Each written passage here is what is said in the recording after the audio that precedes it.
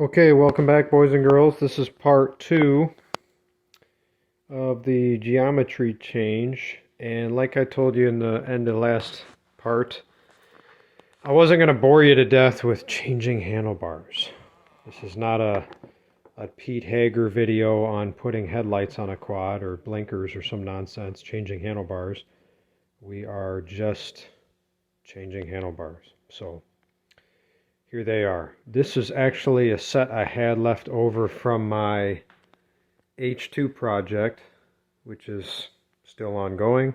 So I robbed those handlebars because they were similar to the 450, but they're not exactly the same. So in the future I may want to change bars a little bit more, but here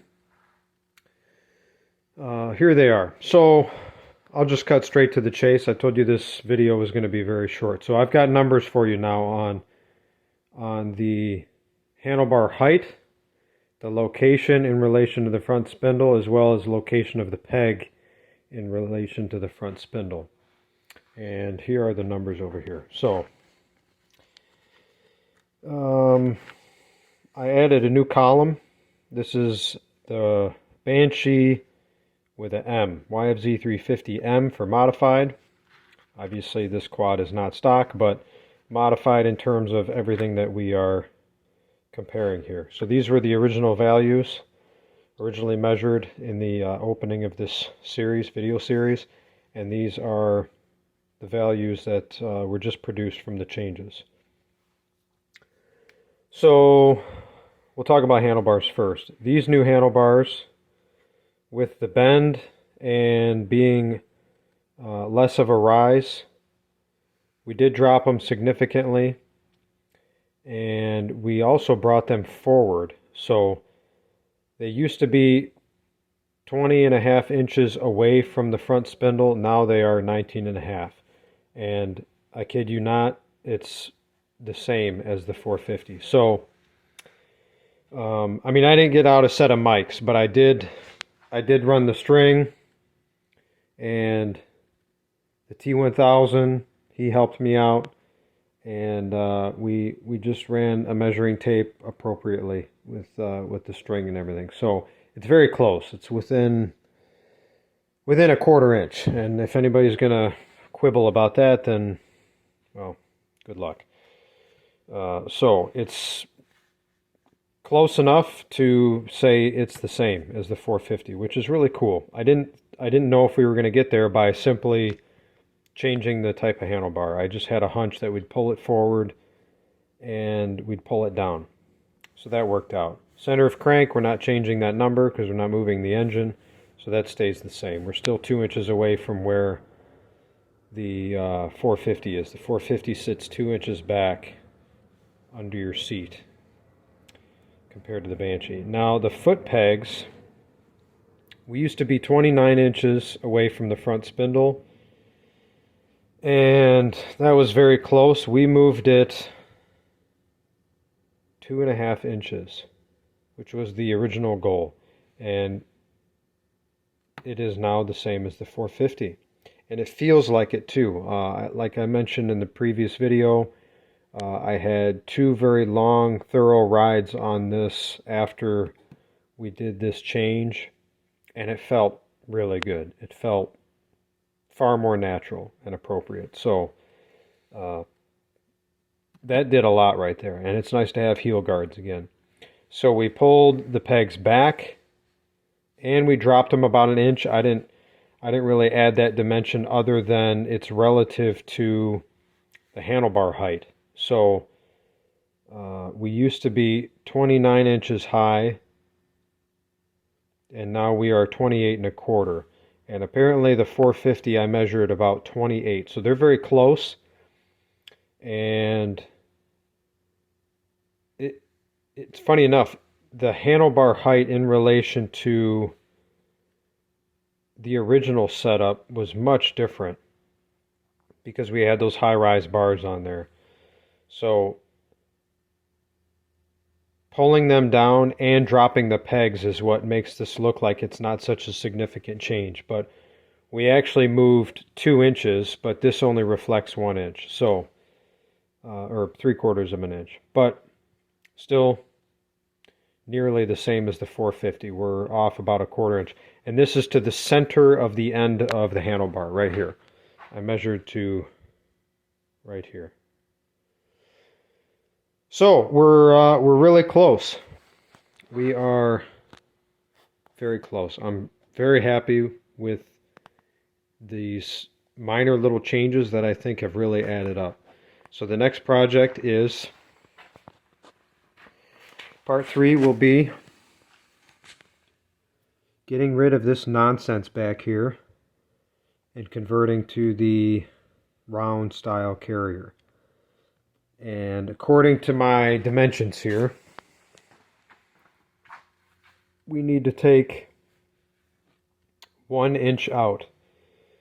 The Banshee from front spindle to rear axle, center to center, is 52, and the 450 is a 51. But like I mentioned in the opening video, I don't know if this 51 is accurate. Simply because I've got a Lone Star swing arm on there, I don't know how close it is to stock, because I don't have a stock quad with a stock swing arm to measure for the 450. So again, if any of you are willing to share that number, that'd be awesome. Spindle to spindle, that'd be great. So, and with that, like I mentioned in the last video, I'm still not convinced that 1 inch is going to do it for the Banshee. The Banshee likes to stay planted, and it's challenging to pull the front end up when you want to. There's all sorts of times in the race and the trail you need to climb over some type of mound or something, or get over a rock in the race, or even simply just to hop a tree log. You know, with a 4-stroke, you can just burp it and grab and pull the front end up spontaneously. It's very easy. With the 2-stroke, you got to make sure you're there, and it's a lot less forgiving. So at least the way this Banshee is set up with these tires and my weight or lack of weight at 160 pounds, it likes to stay planted. This thing doesn't wheelie on me in the whole shots. The front end does not come up easy on this. I have to really pull on it and make work of it. So I'm not convinced 1 inch is enough. 2 inches might make it nice and short and more nimble. Allow the front end to pull up easier. I don't know.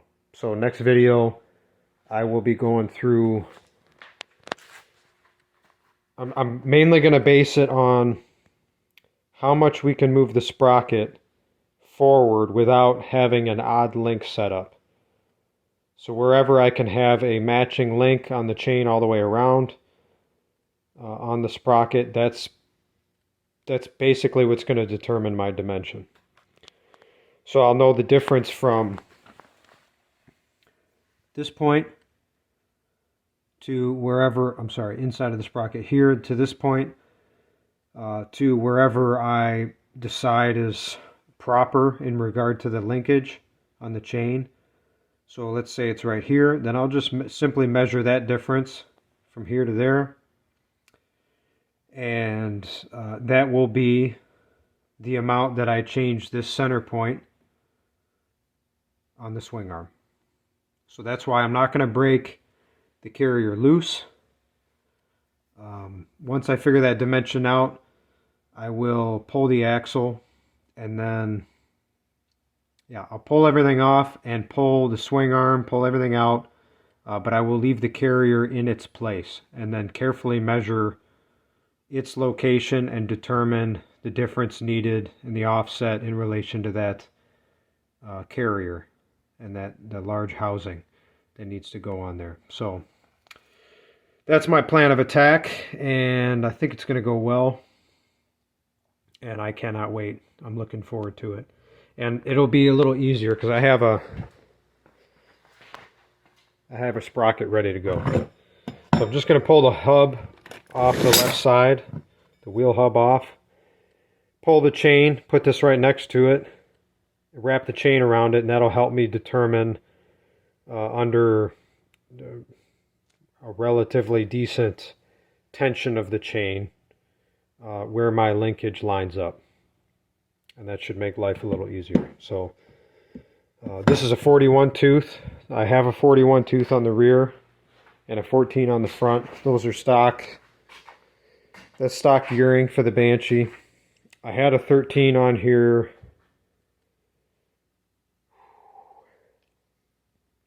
round 1, round 2 maybe. Definitely round 2. I had a 13 on here. And I didn't like it. But round 2 I ran on 1 cylinder for most of the race as well, which stinks. I did take second place, but that race was tough on 1 cylinder, and it was not fun. So same thing, stupid throttle cable popped out, and it was a misfortune. So not sure if I like the 13 tooth. A lot of guys go up to a 15. Not sure if I like that. I have a feeling that a 15 with these 22-inch tires would be a disaster. And even if I went down to a 20-inch tire, I'm not quite sure I would like that. It all depends on where and what the gearing is. For most of the trails and most of the tracks that I ride, this gearing seems to be just about right. Now we did have a practice day at a motocross track in Hillsdale, and quite a few of the jumps I didn't have the right gearing for. Simply because we came over a small table and then we hit a larger table, and the other Banshee guys were able to click into third, going over the little table, coming down, and getting ready to launch for that second table. And I couldn't do it because my third gear was way too tall, but my second gear just barely didn't have enough. I had to rev it way out, and I could pretty much make the jump, but I needed just a tad more. So my gearing was too tall for that. So I think going down to a 20-inch tire on this gearing would correct that and make it a little more reasonable, where third gear would probably put me where I need to be. But who knows? So I haven't decided on gearing yet. For now, I'm just going to keep it the way it is. So please stay tuned for next video where we dig into the swing arm. We're going to take it all. We're going to do a bunch of measurements. We're going to take it all apart, take some more measurements, and then we are going to start chopping and welding. And it's going to be beautiful. So stay tuned. We'll see you in the next one.